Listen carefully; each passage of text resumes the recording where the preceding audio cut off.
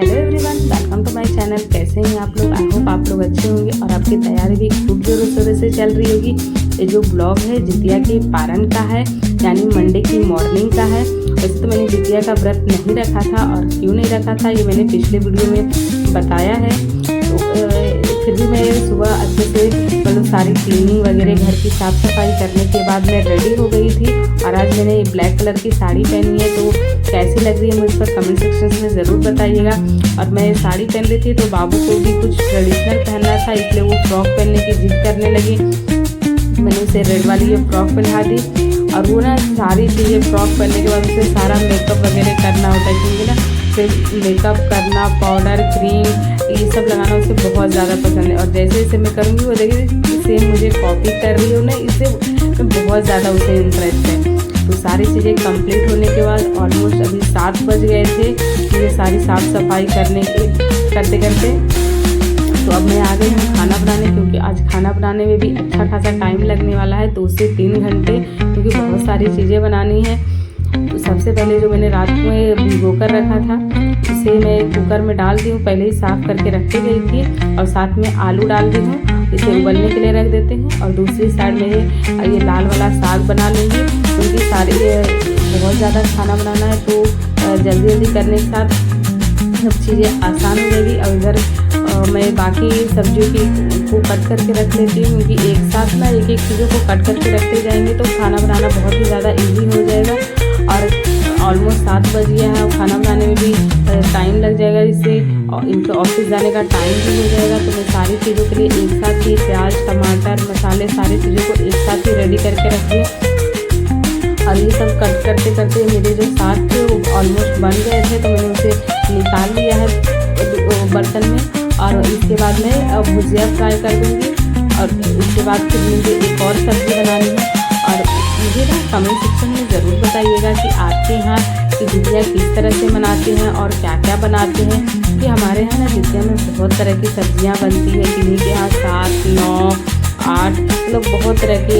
ऐसे तो जो है हमारे यहाँ कंदे की सब्ज़ी बनाना मैंडेटरी होता है, पर जब मैं जहाँ मैं रहती हूँ यहाँ कंदा नहीं मिलता है, इसलिए यहाँ मैं कंदा नहीं लेकर आई थी। और नोनी वगैरह का साग रहता है, वो झींगे की चटनी रहती है, या फिर उसकी सब्ज़ी रहती है। ये सब चीज़ें बहुत ज़्यादा मैंडेटरी हो जाता है, पर मेरे यहाँ वो सब मिल नहीं रहा था। और वैसे मैंने जितिया का व्रत नहीं रखा था, तो जो भी चीज़ें मेरे पास थी या फिर जो भी मार्केट में मिला, मैं वो सभी चीज़ों को मिलाकर 4 से 5 रंग की सब्ज़ी बनाने की पूरी कोशिश की हूँ। और हमारे यहाँ ना पोई के साग की ये जो पकौड़ी बनना भी मैंडेटरी होता है। तो ये सब चीज़ें मतलब, और ये सब करने के बाद ना थोड़ा कभी कभी रिचुअल को भी इंजॉय करना चाहिए, क्योंकि लाइफ में सारी चीज़ों का बैलेंस होना बहुत ज़्यादा ज़रूरी है। यहाँ मेरी सब्जियाँ ऑलमोस्ट 2 भुजिया भी बन गई थी, साग भी बन गया था। तो अभी मैं सब्ज़ी की तैयारी कर रही हूँ, क्योंकि बाकी मैं कुछ भी बना लूँ बाबू नहीं खाएगी, वो आलू के साथ ही खाएगी। तो मैं उसके लिए आलू की सब्ज़ी ज़रूर बनाती हूँ। तो आलू के साथ मेरे पास थोड़े से बोड़े रखे हुए थे, तो मैंने उसके साथ सब्ज़ी को फ्राई कर दिया है। और यहाँ मैं पकौड़ी की तैयारी कर रही हूँ, तो मैंने थोड़े से ही पकौड़े बनाए, क्योंकि हम 2 लोग ही हैं, तो थोड़े थोड़े करके बहुत ज़्यादा खाना हो जाएगा।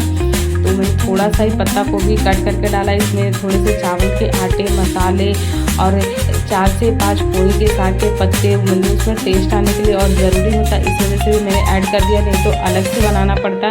तो सारी चीज़ों को मैं एक साथ मिक्स करके ही मतलब पकौड़ी बना लूँगी। तो यहाँ मैंने सारे जो भी मसाले, जो भी ज़रूरी चीज़ें डालकर, और लास्ट में देख सकते हैं यहाँ पर वही साग ऐड कर रही हूँ। 4 से 5 पत्ते ही ऐड किएंगे, थोड़ी थोड़ी चीज़ें, ये बहुत ज़्यादा हो गया था, यही मुझे मतलब शाम तक फिनिश हुआ था इतना ही खाना।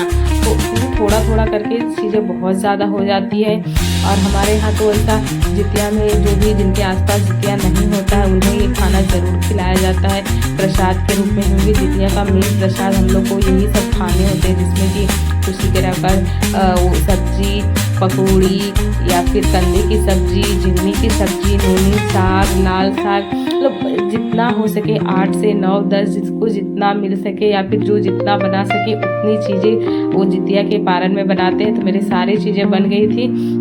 तो लास्ट में मैं पकौड़ी फ्राई कर रही हूँ और ऑलमोस्ट मुझे कुकिंग करते हुए 2 से ढाई घंटे हो गए थे, क्योंकि सारी चीज़ें को अकेले कट करो, बनाओ, इसे क्लीन करो, फिर उसे बनाओ, मतलब बहुत ज़्यादा हैट्रिक हो जाता है ये सब दिन, और अकेले चीज़ों को मैनेज करना बहुत ज़्यादा मुश्किल हो जाता है।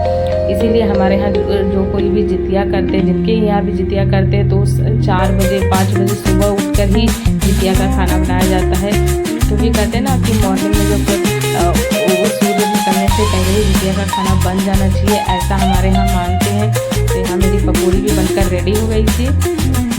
तो लास्ट में हमने वो जो चने का वो क्या उसको सूखी केराव का झोल था वो भी बनकर रेडी हो गया था। तो लास्ट में अब जो भी बर्तन वगैरह गंदे हुए थे उसे भी मैंने क्लीन कर लिया और किचन वगैरह को भी अच्छे से साफ़ कर लिया, क्योंकि बहुत ज़्यादा मैश हो गया था।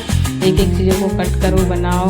तो सारी चीज़ें होने के बाद अब बारी है खाना खाने की, क्योंकि ऑलमोस्ट अब तक 9:30 बज चुके थे और 10 बजे हस्बैंड को ऑफिस जाना रहता है। तो मैं जल्दी से अपनी थाली लगा लेती हूँ और देख सकते हैं मैंने कितनी सारी चीज़ें बनाई है। ऑलमोस्ट लगता है 4 से 5 चीज़ें हो गई थी, जिसमें कि लाल साग था, भिंडी और करेले की भुजिया थी। उन्होंने 2 भुजिया को एक साथ मिक्स कर दिया था। आलू का चोखा था, साथ में आलू और कद्दू की सब्ज़ी थी, और बोड़े और वो आलू की सब्ज़ी थी। मतलब देख सकते हैं प्लेट में कितनी सारी चीज़ें थी। सारी चीज़ें बहुत ही ज़्यादा टेस्टी बनी थी, खाकर बहुत ज़्यादा मज़ा आ गया था। और ऐसे भी व्रत वगैरह में जो खाने होते हैं ना, बहुत ज़्यादा टेस्टी बनते हैं, और उनके नाम पर बनाओ तो और भी ज़्यादा टेस्टी बनते हैं। हाँ, मैं अपना खाना लगा रही थी और हम तीनों साथ में ही खा लेंगे, क्योंकि इनको ऑफिस जाने के लिए भी लेट हो रहा था। 9:30 बज गए थे और 10 बजे इनको ऑफिस से निकलना है।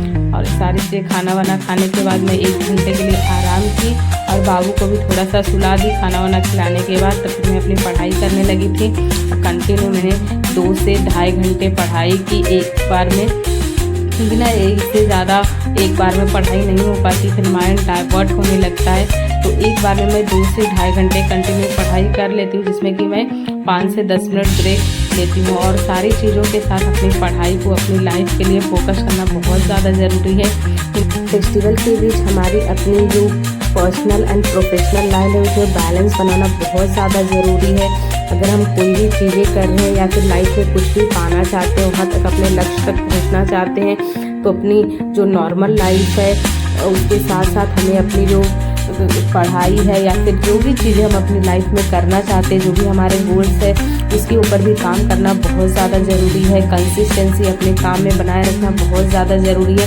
अगर हम फ्यूचर में कुछ पाना चाहते हैं, अपने गोल्स तक पहुंचना चाहते हैं, तो डेली हमें उसके लिए अपने एक कदम आगे ही बढ़ाना है। कभी भी मतलब पीछे नहीं देखना है या फिर आराम नहीं करना है। अपनी लाइफ की ओर फोकस बनाए रखना है।